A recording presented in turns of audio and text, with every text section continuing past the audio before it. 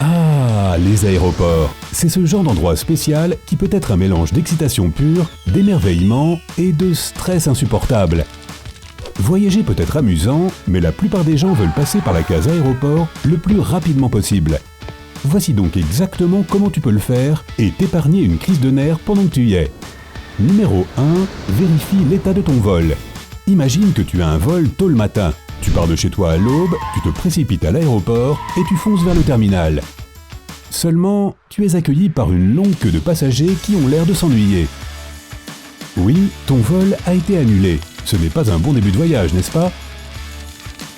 Évite les foules et les pertes de temps en vérifiant l'état de tes vols en ligne et plusieurs fois. Numéro 2, vérifie où tu peux te garer. Savoir à l'avance où se garer et à quelle distance se trouvent ces places du terminal peut éviter beaucoup d'anxiété pendant ton trajet. Alors regarde le site web de l'aéroport avant de quitter ta maison.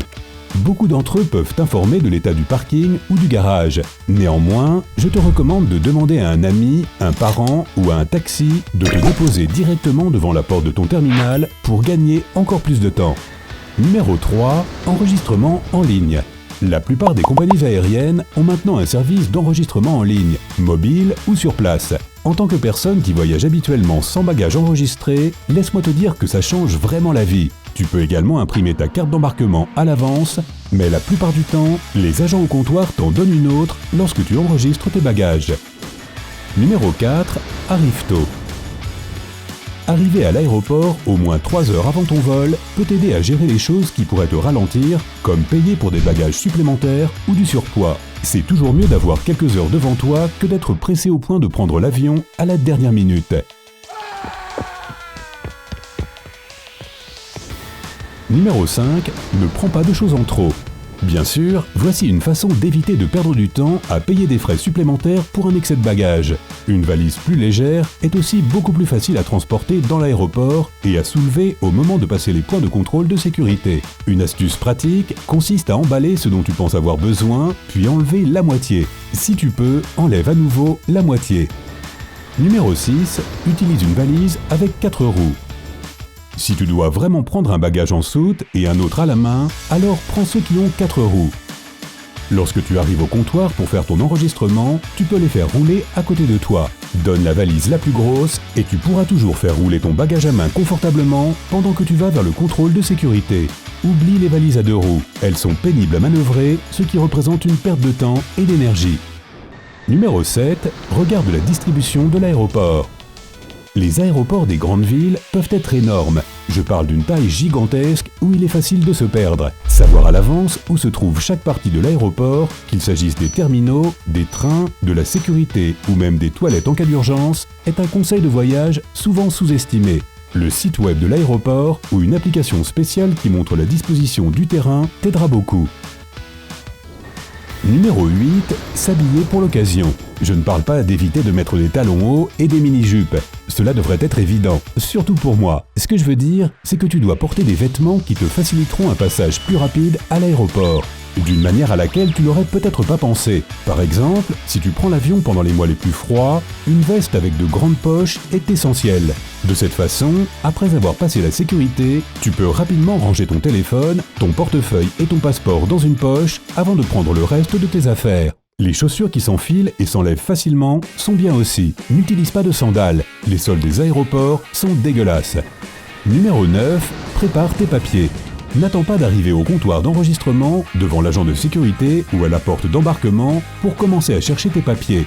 Garde tous tes documents en main avant que ce ne soit ton tour dans la queue. Une fois que tu as montré ce qu'il te demande, remets le tout dans la même poche. Tu devras les sortir à plusieurs reprises au fur et à mesure que tu traverses les étapes à l'aéroport. Il est donc préférable de les avoir tous dans un endroit facilement accessible. Numéro 10, rappelle-toi la règle du 3-1-1-1. Si tu ne connais pas la règle des liquides, apprends-la dès maintenant avant qu'ils ne t'arrêtent pendant le contrôle de sécurité et demande à regarder dans ton sac. Tous les liquides que tu emportes avec toi dans l'avion peuvent être placés dans des contenants de 100 ml. Et n'envisage même pas de prendre une bouteille entière de shampoing, de revitalisant ou de crème pour le corps dans 15 contenants de voyage de tailles différentes. Toutes tes petites bouteilles doivent tenir dans un sac Ziploc d'1 litre. regarde le site web de la sécurité pour avoir plus de détails sur ce que tu peux et ne peux pas prendre avec toi. Numéro 11. Prépare-toi pour le contrôle de sécurité. En attendant que ton corps et tes sacs soient scannés par de grosses machines, prépare-toi à l'avance pour ce processus. Tout d'abord, fais attention aux signes qui indiquent si tu dois enlever tes chaussures et ta ceinture. En cas de doute, commence à tout enlever. Sors de ton sac les liquides et prépare-toi à les jeter dans la poubelle qui leur correspond. Il en va de même pour tous les appareils électroniques. Vide tes poches. Toutes. N'oublie pas le stylo dans la poche de ta chemise. Le scanner corporel le détectera aussi. Numéro 12. Rejoins le TSA PreCheck ou un service de sécurité similaire. Si tu voyages à l'intérieur ou à l'extérieur des États-Unis, vois si tu peux faire une demande de TSA PreCheck. Les membres de ce programme peuvent passer le contrôle de sécurité et de passeport beaucoup plus rapidement que les autres voyageurs. De plus, les titulaires du service PreCheck n'ont pas besoin d'enlever leur ceinture, chaussures ou veste légère. Ils n'ont pas non plus besoin de placer leur sac de liquide et leur ordinateur portable dans des bacs préparés. Numéro 13. Ne discute pas avec les agents de sécurité.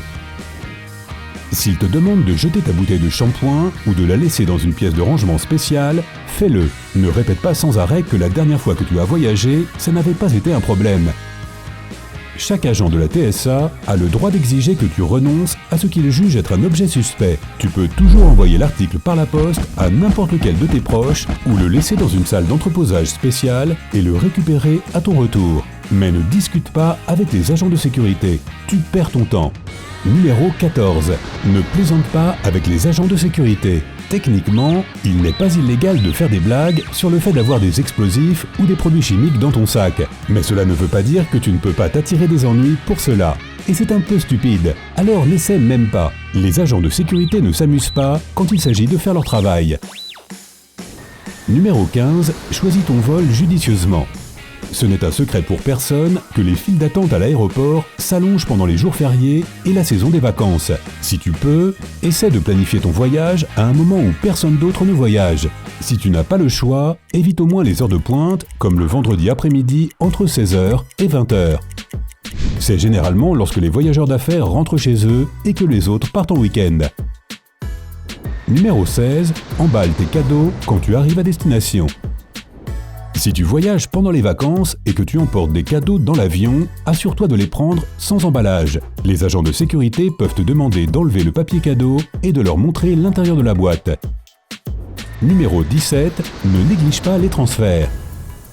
Ce conseil s'applique même si tu fais une correspondance dans un aéroport. Si le transfert se fait dans une ville étrangère, assure-toi de bien connaître le protocole.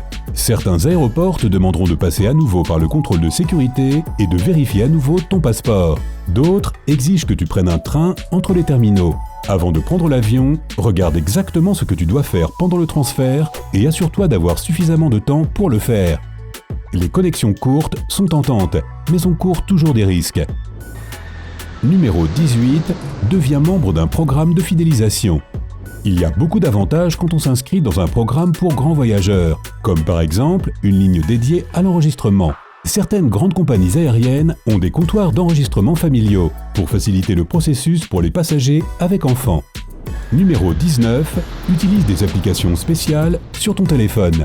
Il y a beaucoup d'applications utiles de nos jours, qu'il s'agisse d'un aéroport, d'une compagnie aérienne ou d'une application pour voyager.